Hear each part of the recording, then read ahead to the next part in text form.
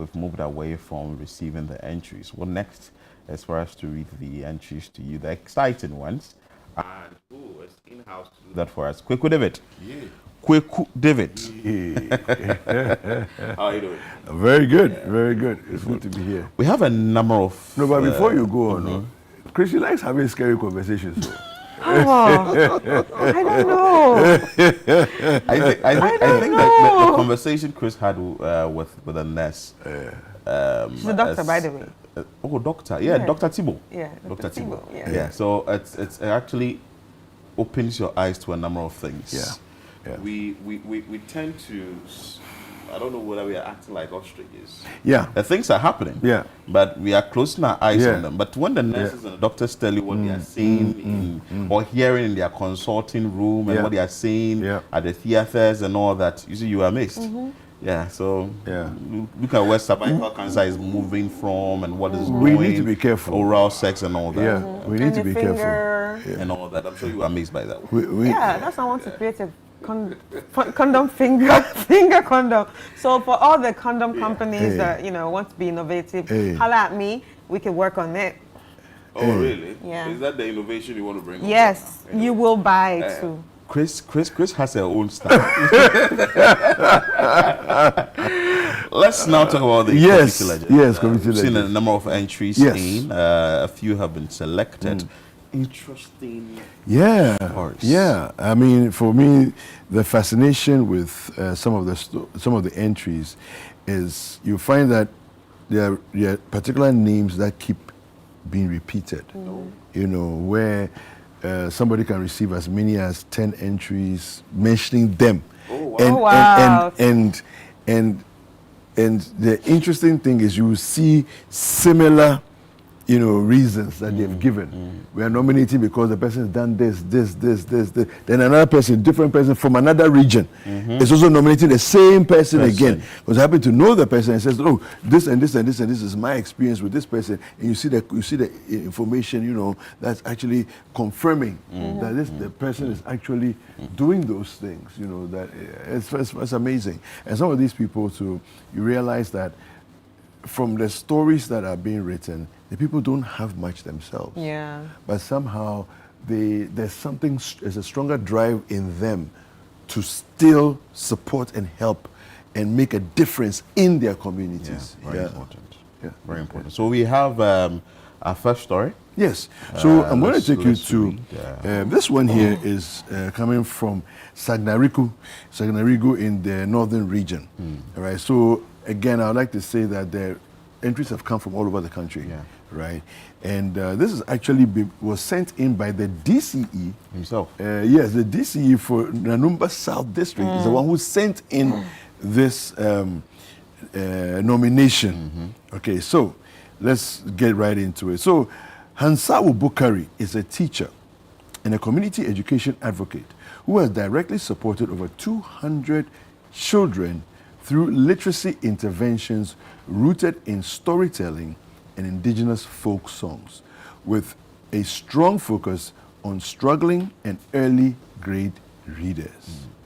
She has trained and engaged more than 100 low literate and non-literate parents, equipping them with practical storytelling and folk song techniques to support their children's learning at home, thereby bridging the gap between school and home education.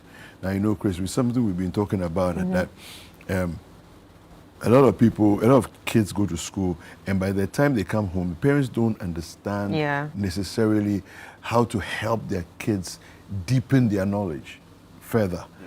So this is an amazing intervention that she's doing here, helping the parents in the community, not just the children, but the parents as well, so that the parents can be more helpful at home with their kids. It's just fantastic. Beyond literacy, Hansawu has financially supported at least 30 unemployed or vulnerable parents with small startup funds for petty trading, helping to stabilize household income and reduce school dropouts. Using her personal resources, and this is the part that amazes me, using her personal resources, she has sewn and provided school uniforms for over 50 needy children. She has supplied school bags, sandals to over 80 pupils. Then she has painted, maintained, and resourced her classrooms annually. It's something she does, benefiting hundreds of learners over multiple academic years. Now she has purchased and provided teaching and learning materials for many pupils who would otherwise go without. Okay. All this is coming from her resources. Her own resources. She's doing all of this, you know. And as if that was not enough, the person goes on further to say, okay, so this is why she deserves recognition.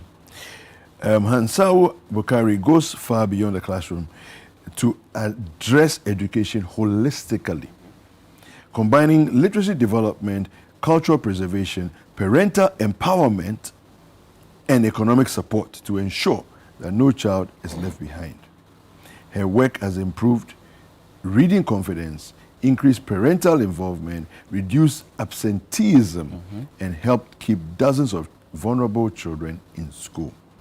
Through consistent personal sacrifice and community-driven solutions, she has restored dignity to families, preserved indigenous knowledge systems, which is very critical, and created sustainable learning opportunities for children in Sagnarigo. Her impact is measurable, multi-generational, deeply transformative, making her a true community legend, deserving of recognition. That's interesting. That's a good one. So, wow. Yeah. Wow.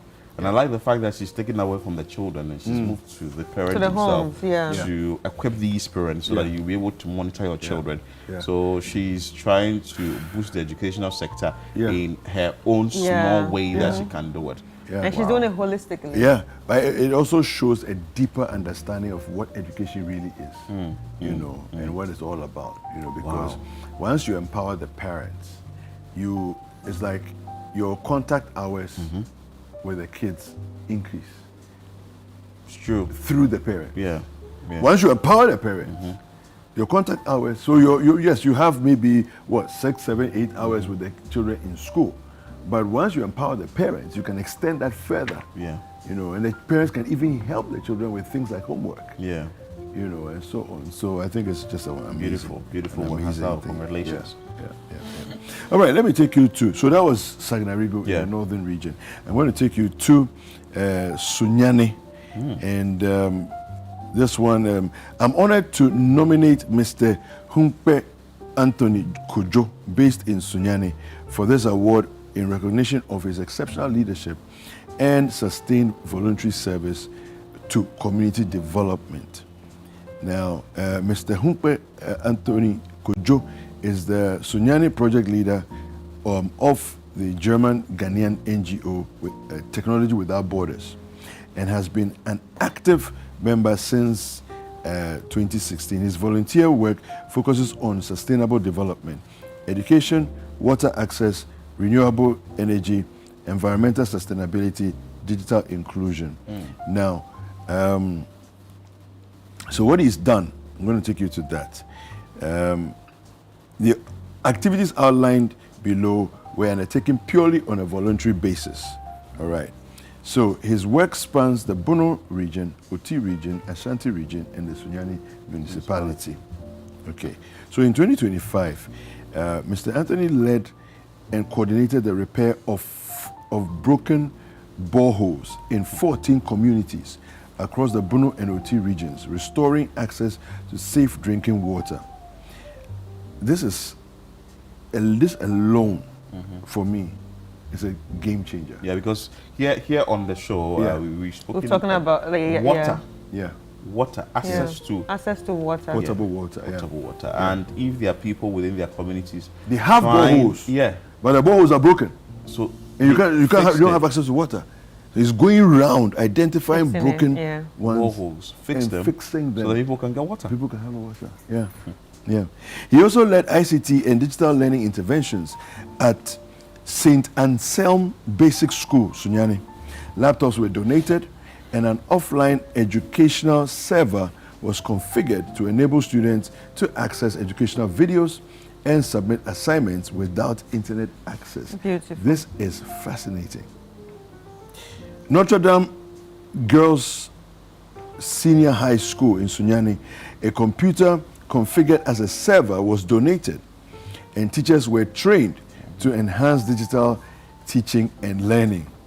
In Drobo, in the Bono region, Mr. Anthony coordinated the installation of solar panels at African Future Kids, a school run by Mr. Stephen Techi, a Ghanaian citizen based in Germany.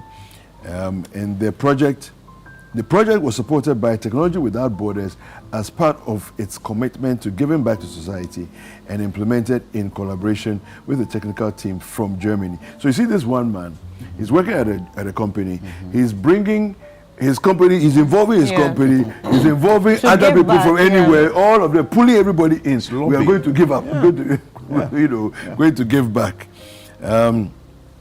He also coordinated a menstrual hygiene education program. And this will really excite Chris.